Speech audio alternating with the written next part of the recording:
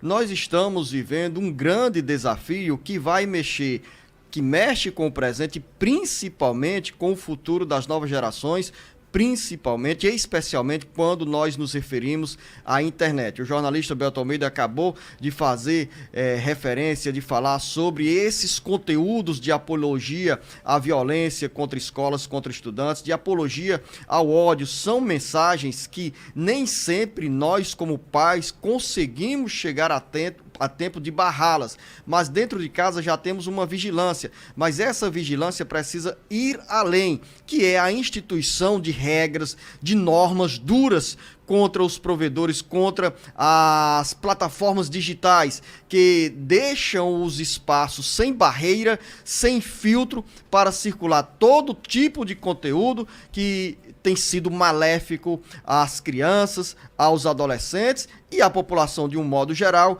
que acaba por disseminar informações de origem duvidosa, fake news e também conteúdos de ódio e apologia, repito, à violência. E nesse debate, Belton Almeida, tem hoje a pauta de votação na Câmara Federal do projeto de lei que trata das fake news. O Carlos Alberto volta agora com essas informações que trazem o seguinte cenário: as dúvidas sobre votos suficientes para o avanço dessa medida podem levar o presidente da Câmara Federal a adiar a votação do projeto que trata sobre fake news. Carlos Alberto. Diante da rejeição da bancada dos republicanos e a incerteza sobre votos entre os partidos com forte presença de parlamentares evangélicos, o presidente da Câmara Federal, Arthur Lira, cogita adiar a votação do projeto de lei das fake news prevista para esta terça-feira, se houver risco de derrota. Com o argumento de que a proposta fere a liberdade de expressão, deputados federais pressionam contra o avanço do projeto que instituiu normas para punir plataformas responsáveis pela disseminação de notícias falsas. O governo também sente adversidades ao relatório do deputado federal Orlando Silva e tem interesse que, antes da votação sobre as fake news, a Câmara aprecie outras duas proposituras. Uma que trata de igualdade salarial entre homens e mulheres e a outra que abre espaços para puérperas terem direito ao Bolsa Atleta. O presidente da Câmara, Arthur Lira, se reúne hoje, antes da abertura da sessão em plenário, com líderes partidários para avaliar o ambiente para a votação do projeto das fake news. Se o cenário for favorável, a proposta será levada ao plenário.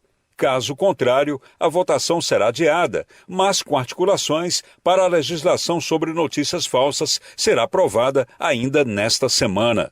Com informações dos bastidores políticos, Carlos Alberto. O desafio para os aliados do governo federal e para os grupos que querem avançar com essa proposta que enquadre as plataformas digitais em regras que não as deixem na impunidade, Belton Almeida, tem também um movimento que foi diagnosticado pelo Ministério da Justiça em relação a essas empresas que atuam na área de tecnologia, que estão literalmente jogando contra essas normas, essas regras que o Congresso Nacional quer instituir em relação às fake news. E o diagnóstico é que no Google, Belton Almeida, por exemplo, que virou alvo de investigações a pedido do Ministério da Justiça, você tem informações tendenciosas contra o avanço desse projeto de lei em relação a fake news.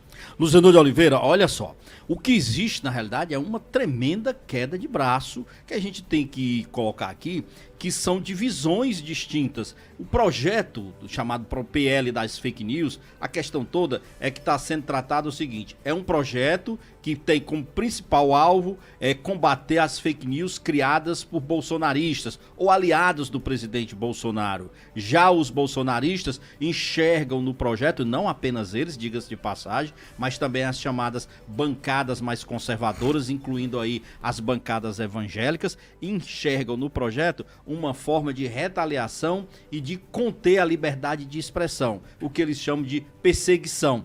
E aí entram as chamadas Big Techs, que são as grandes empresas de conteúdos de internet, como é o caso do TikTok, do Google, Facebook, que estão contrários porque dizem simplesmente o seguinte, que isso não vai melhorar o nível do que é produzido aqui no Brasil e que, pelo contrário, diz que pode até aumentar a confusão.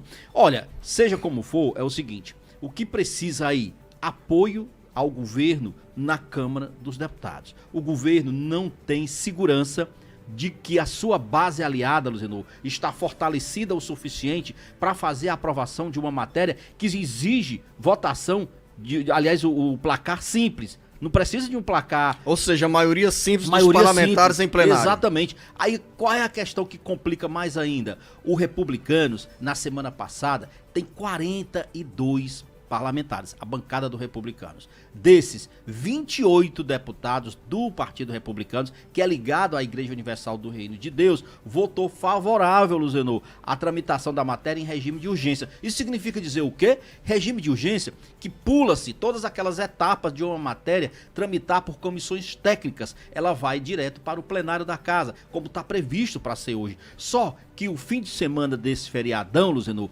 tudo mudou no Republicanos. Houve pressão e o presidente do partido, Marcos Pereira, que é deputado, inclusive é vice-presidente da Câmara, simplesmente mudou e diz o seguinte, que a bancada vai ter que votar contra o projeto. Se é assim, complica cada vez mais o entendimento do próprio governo de que vai ter votos favoráveis hoje para a aprovação da PL dos fake news. E aí como é que vai ser decidido isso? Beto. O Arthur Lira vai reunir as lideranças partidárias e depois disso é que vai vir então o entendimento. Vai ter voto? Não vai ter voto? Se eles entender que não tem voto, Luziano, babau.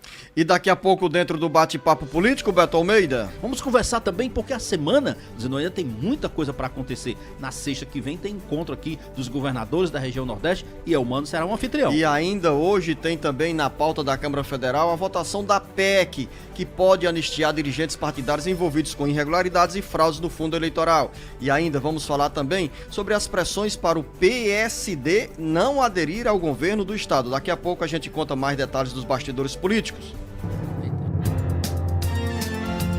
O Ceará, Brasil e mundo ligados no jornal Alerta Geral. Alerta Geral.